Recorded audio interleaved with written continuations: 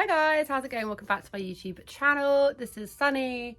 He is my Doberman puppy and he usually sits right behind me, but I tell you what, if you're not new, you already know the drill by now, don't you, my love? Okay, right, so I have spent the past couple videos that I have done getting a little bit heated, and weirdly enough, I was actually alerted to this when I posted my vlog last night. I was alerted and said, hey, have you gone on the SACCONEJOLYs recently? And I actually covered them quite a lot. I hadn't, and I actually said this in a comment. I said, wow, I actually can't watch that video right now because my blood pressure is gonna rise. And then, so this morning I actually watched the video, and it's relatively quite short. Sorry, that lighting is just jarring. I actually went and watched the video, and oh god, I just have so many things to say. So I'm probably people are probably expecting me to be like angry Amy, like, oh, just like Amy. But when I tell you I've spent the past few videos, apart from yesterday's video, getting a bit pissy, excuse my French, getting a bit annoyed with the situations. Well, once again, we have another situation where I never really thought it would get this far, but here we are. Recapping, and I have commentated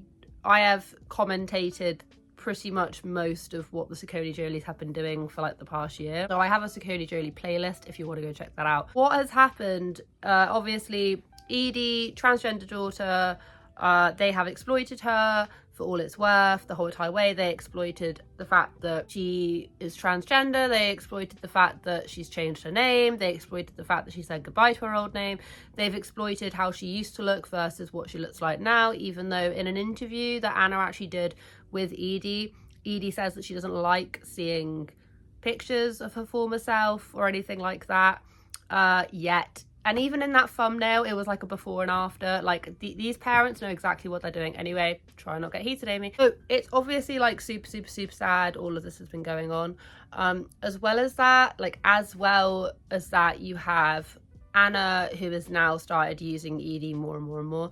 And the thing is, right, I didn't think we would ever get to this point where, and people were kind of joking about it, and I was like, they wouldn't do that, would they? No, the time has now come for them to actually use this title, this thumbnail, and they basically documented Edie's very first appointment at like a gender clinic. I have no personal experience with gender clinics, anything like that, so I'm not going to be talking about what may have happened or what may have not, because that's to do with the child, much to do with the fact that we shouldn't be using any of this. My video also, and I always have to say this because I never want people to get like misconstrued or confused, I fully support whatever anyone wants to do, child, adult. I know there's a lot of people who heavily disagree on it. My main aim isn't talking about the child and what the child wants to do, or maybe is it something to do with what Jonathan is trying to pursue, because that's pretty hearsay and I'm not doing that. My main issue is the fact that they are basically like so evidently exploiting this and making a lot of money out of it. So personal, so private. Edie may grow up and completely resent all of this being online, whether or not she chooses to be a girl or not.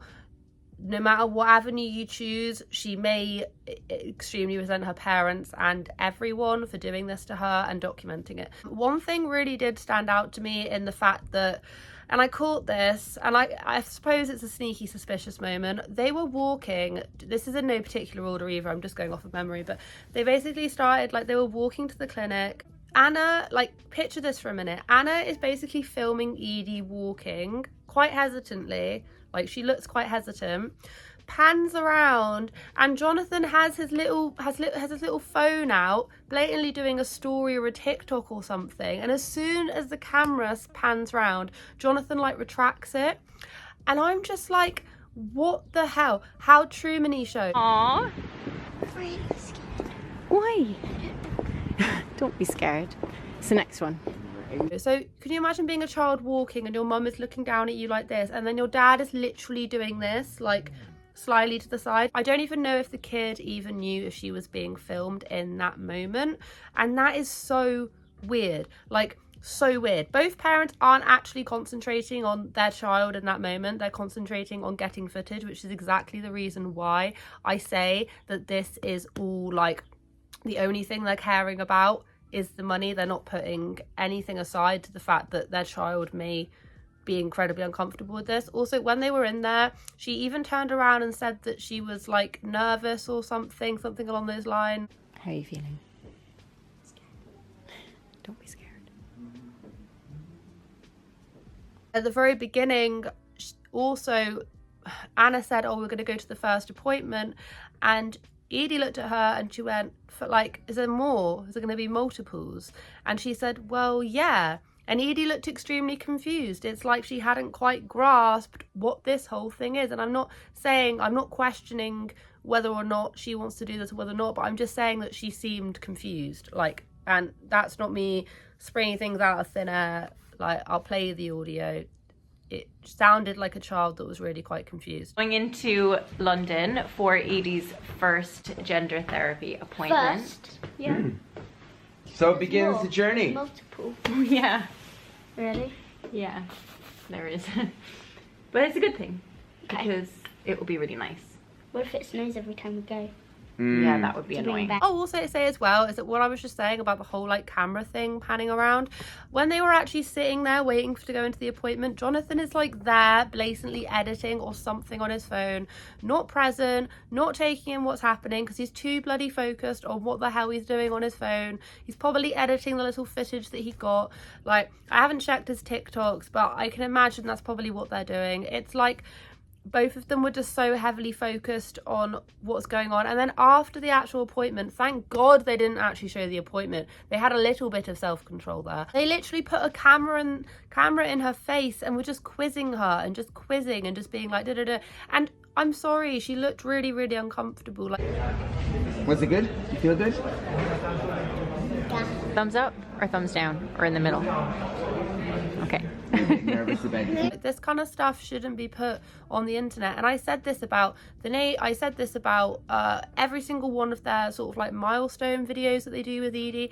Every single one that they do just gets worse and worse, and this is just like the cherry on top of the cake. Like, I wouldn't actually be surprised if they literally try and document like all of the real nitty-gritty stuff. And I'm sorry, because I think they have realized and they have made the conscious decision that this is what's making them money. They don't care if they're going to get hate for it. This is the avenue they're going down, and they're just not listening to a majority of people. Like, this isn't a small percentage of people. This is a vast majority of people on the internet. Some people who don't even care about family vloggers are turning around and being like, this should be private.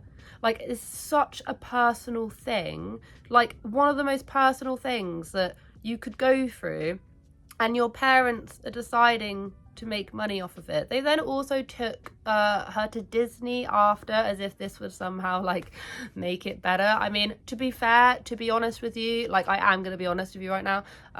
You know, if my kid's done a good job at the dentist or go to the doctors, I'll go get them a little treat. All this and that. A few people were saying, oh, are they like trying to buy their kids love with Disney? And I think maybe they just wanted to make their child feel better after going to the appointments. Can't really speculate on what their motivation was behind going to Disney and, you know, buying her a load of things. You just don't know. Maybe they just wanted to make her feel better, because to be honest with you, she looked like a scared child, and neither of the parents were actually present in that moment. None of them were present. They were just too focused on getting the best shots and getting the best this and that. And I just think it's such a shame. Like, it's such a waste. She could grow up one day and deeply despise her parents for doing this for her, by which point the damage is already done. And it's sad. Like, it's really sad. It's sad for the child. Like, the thing is that Anna actually put out a series of videos quite recently where she was saying, I'm done being a people pleaser. Like, I don't want to be a people pleaser anymore. I only made one resolution this year, and that was to try and stop being a people pleaser and try to stop saying yes to things when what I really meant to say was no. One of my children is really like me, and she's such a people pleaser, and then she gets herself into these situations just like I do. It's like she doesn't make the space or the time to think about herself or like how her feelings will be hurt, and she always puts herself last. And I don't like seeing it in her, but then I realized that she got that from me and it's my fault. My husband and my other daughter is the complete opposite. They just speak their truth. They're not afraid to piss people off, and it's not that they're uncaring or that they don't empathize with people. Saying no to things and speaking my truth and having an opinion does not make me a bad person. And I'm just like, and she was like praising Jonathan for always like taking no BS, basically doing whatever he wanted. He was like, oh, you know, I wish I was more like that. And I'm like, you're both exactly the same now. Anna used to be marginally better at keeping things more private, and now they're both as bad as each other. A lot of people thought they were at the very beginning, but like, she's got her wish. Like, she's now getting slack on the internet as well. The comments are not happy, and I just can't believe that in this whole year they just haven't taken anything on board, like anything on board at all. Why is this allowed to happen? Why are you putting this all over the internet? This is your child, your flesh and blood, who you were supposed to protect. I'm actually in tears over this. That poor child. My children are 16 and 14, and trust me when I tell you this, your children will hate you for putting all of this on the internet for the whole world to see. I wish there was a law put in place to stop this from happening. She said she was scared. Turn the damn camera off. She is a vulnerable child, not just an entertainment prop. The fact that she didn't even know there was going to be more than one session says a lot. Someone else said, I worry so much about the long-term impact of all of this on children in general, but to have it documented forever, I imagine will cause untold psychological damage. I could literally be here reading these comments all day. If you just go onto their comment section, you can read literally about 80% of them are things a bit like this, but the comments that actually most strike me are people, and I'm not saying shame on these people, because some of these people may just be genuinely curious, since, you know, the SACCONEJOLYs literally put out every single thing about their kids.